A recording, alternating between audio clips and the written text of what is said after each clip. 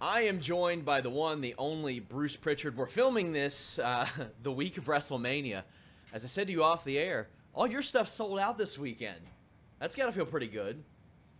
Yeah, it feels great, especially, as far out in advance. We didn't get as far out in advance as we probably would have liked to, but when we did announce it, it only took less than 2 weeks to do. So kind of a humbling experience, but pretty damn neat if you ask me. And not only that, I noticed when I would listen to your shows that you all would add additional stuff. You're like, okay, we'll do another show, we'll do breakfast, we'll do stuff like that. You guys are going to be at WrestleCon.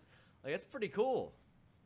Yeah, the crazy thing is I kind of fell asleep on WrestleCon, and I'm only doing one WrestleCon appearance, and that's Friday morning from 9 a.m. to 1 p.m. Going to be at the Absolute Intense Wrestling booth.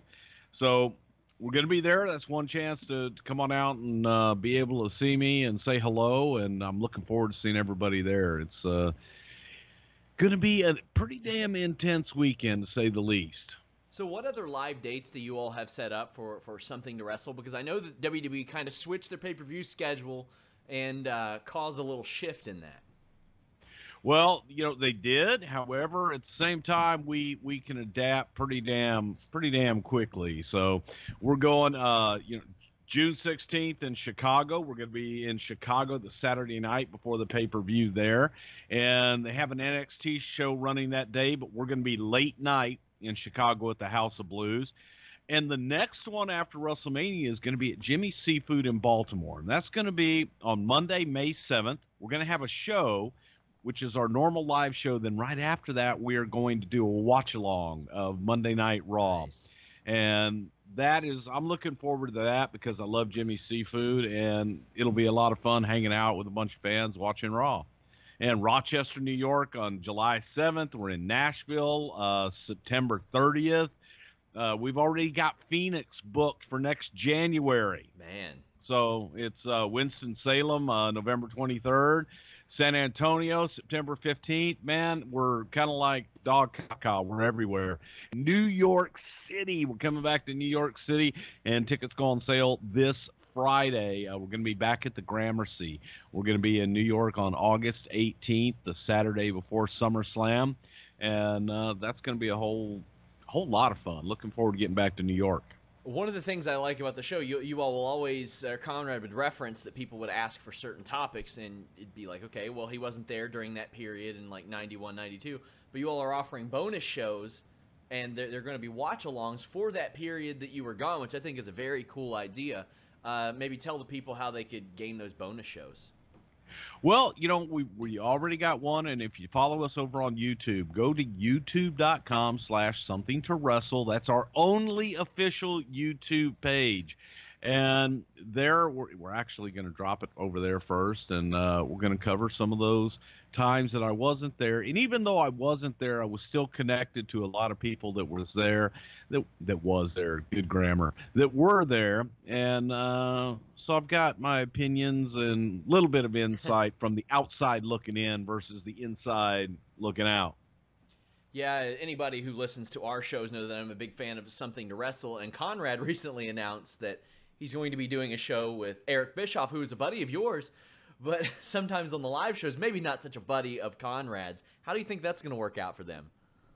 Time will tell, to say the least, and it'll be interesting because it's always funny when people from the outside who have only been fed one narrative for their whole life, so to speak, they have already made up their minds a lot of times because they've never heard anything else. That this is how it happened. This is what they say happened. So anything else isn't true. They just haven't heard the other side. It was not commonplace to comment on a lot of things. The business was very close-knit, and we didn't discuss what was really going on inside of the business. So it's the first time that the other side actually has a voice and that we're talking about what really happened. Obviously, you're that voice for WWF, and all through 2008, you've seen Tony Schiavone, Eric Bischoff be that voice for WCW. It would make sense either a Paul Heyman or a Joey Styles for ECW, but say Conrad were to do a TNA show eventually, who do you think would be the perfect companion for that type of thing? knowing how entertaining you are on the show, to be able to give that balance and give that perspective of being there so long. Well, I'd love to see Jeff Jarrett come out and do it, and I'd love to have Jeff to be able to share some of his experiences, because Jeff adds another dimension. He's the one that founded TNA, started TNA, was a part of it in one form or another until it basically went away. So that would be an interesting perspective, but you would also have the added perspective of a third generation guy in the wrestling business that has a whole host of experience to share. Did you see the video of him at backstage at SmackDown? I did. Man, I did. he looked happy, didn't he? Well, it's like a homecoming, and when I went to Raw 25 in New York, it was just so nice to see people that you haven't seen in a long time. It's great to be home in a lot of respects and be around that old familiar setting, and it's just like I guess a high school or college reunion that you get away from it, but when you step back into it, it's like you never left. And it's a good feeling, and I'm glad that Jeff got to experience that and is back in the wrestling business in a good high profile way. I'm happy for him going into the Hall of Fame, and I'm glad that WWE welcomed him with open arms. My primary question about what he posted the other day is, are WWE's brownies as delicious as they look in that catering photo? Looks can be deceiving. Really?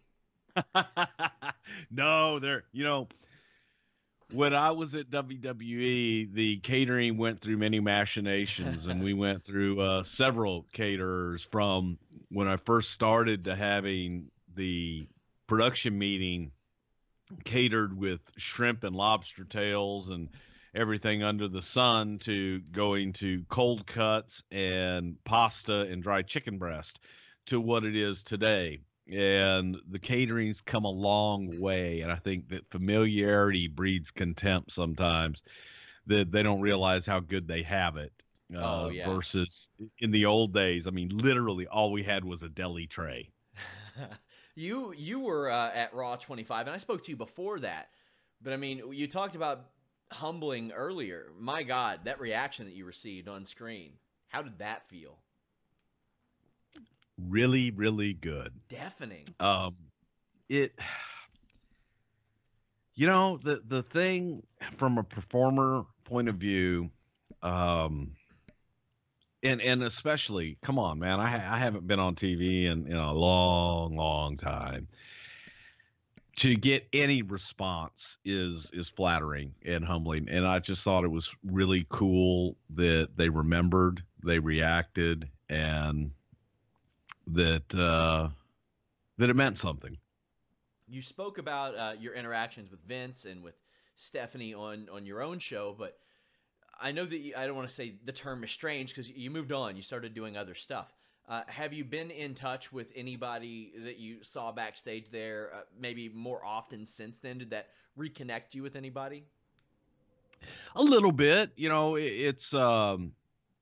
It opened up doors to at least have conversation and with people that you hadn't seen in years, that, hey, it's okay to talk. And, I've been talking to some different people that I had lost contact with, and it's just nice. It's nice to have that dialogue again and be able to talk to people. I think that when you are out, you feel as if you're unwanted and that you don't belong. And then you realize that, okay, no, you know what? People just move on, and I'm as guilty as anybody.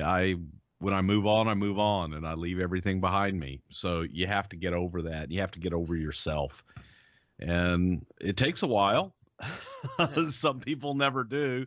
But if you can learn to do that, life can be a whole hell of a lot more fun. It was announced in March that you've joined MLW as a producer. I know that they've got on BN Sports. What is or will be your role with that company? More of a consulting role, to be able to come in and help them out on their days of production, and work with some of the younger talent and see what they have. But they're doing a lot of television production, and they need some help in that area. I'm working with their producers, their talent, and just giving my input from a 30,000-foot viewpoint just to try and help them with what they're doing. I think the more wrestling organizations, quality wrestling organizations, and the more opportunities that you can provide for talent, I think it's better for the whole business. Where do you see wrestling as far as broadcast going in the next few years? Because we do have this, I don't want to say a new medium in the internet, but it worked out pretty nice for you and the distribution of your show. But we've seen Lucha Underground be on and off El Rey. We've seen Impact Wrestling juggled between different networks. WWE is obviously the juggernaut. They have the broadcast rights where people are aching to pay them. But you also have Ring of Honor, which is owned by a broadcast company. You've got people like Aero Lucha who are trying to find something, and MLW, which is kind of new to the game too. But where do you see that going? It seemed like a few years ago, any wrestling company that was putting consistent programming out looked like they were landing TV deals, and then it kind of slowed down.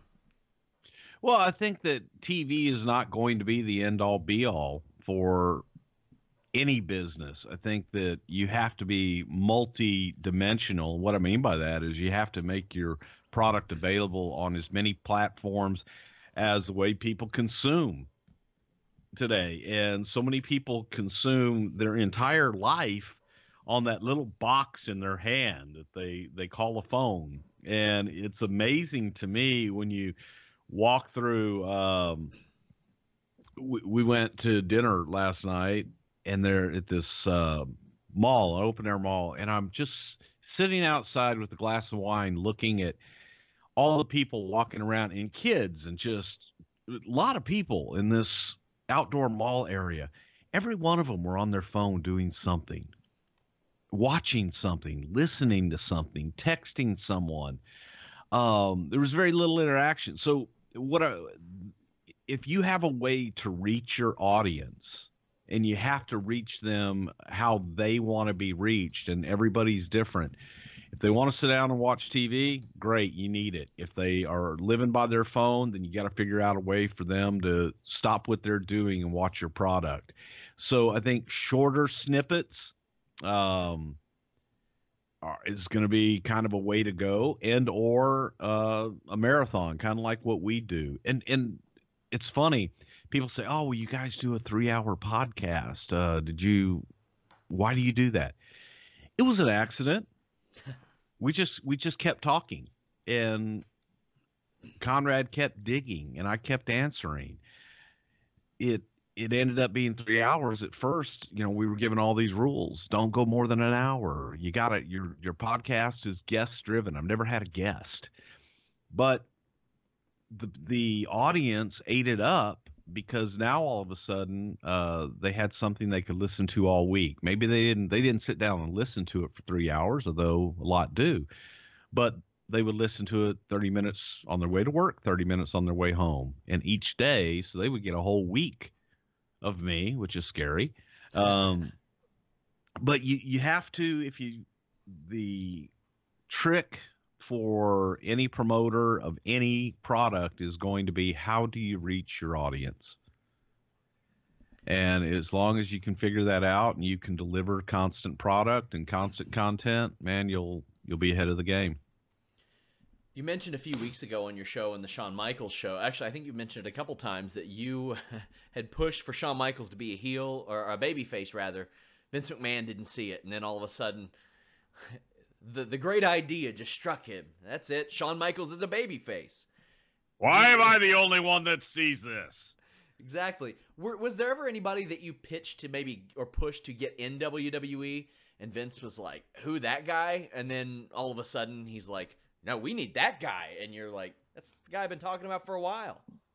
Well, there's a long list of them. And, it's funny, you go from Mick Foley, who Vince had no desire, The Undertaker, big, tall, skinny basketball player, Steve Austin, boring, on down the line, Triple H, Hunter, what the hell was his name? Jean-Paul Levesque. Yeah.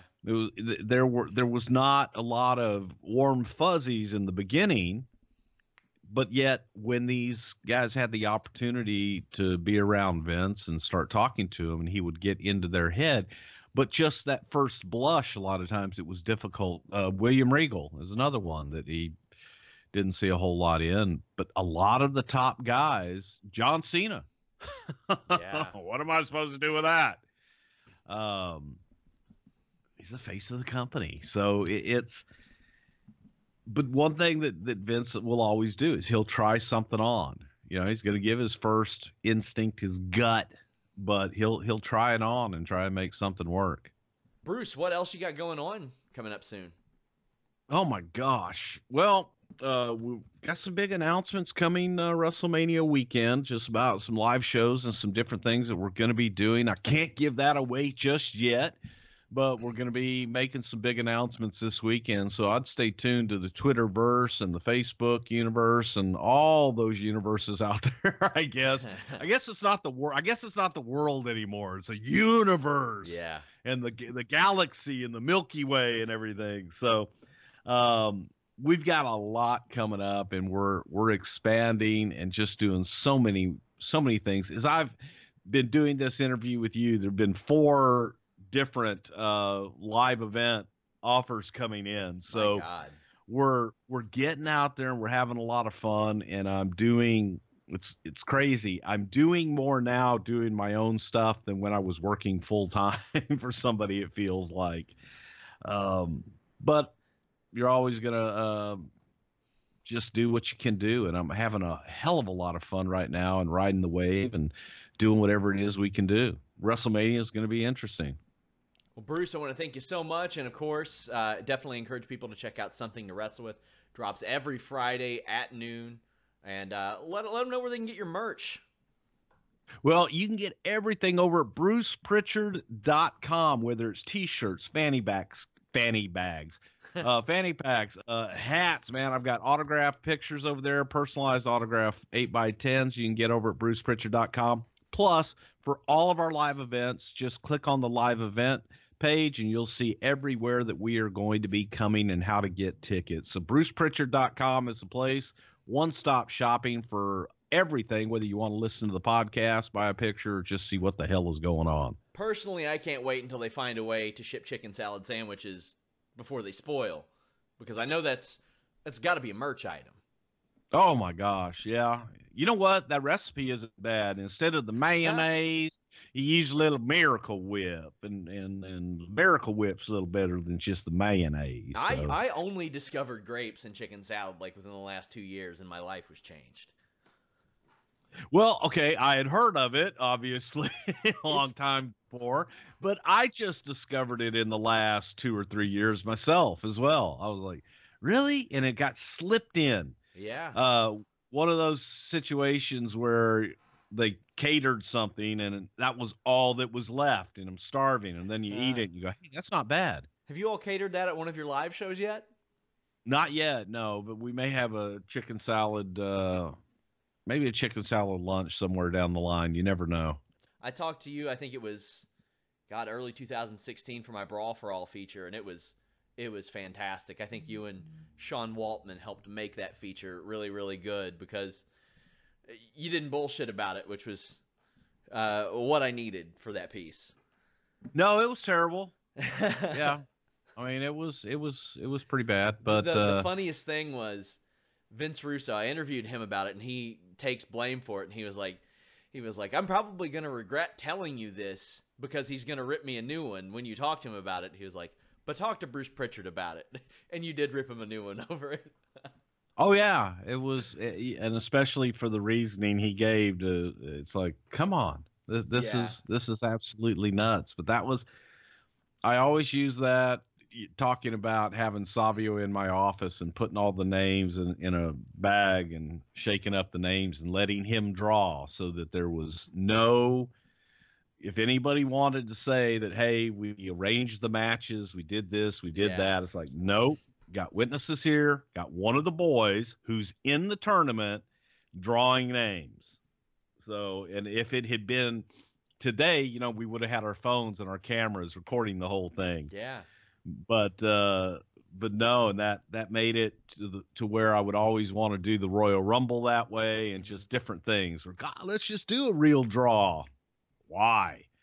But that one it was real money and real competition. So we did a real draw. Crazy stuff.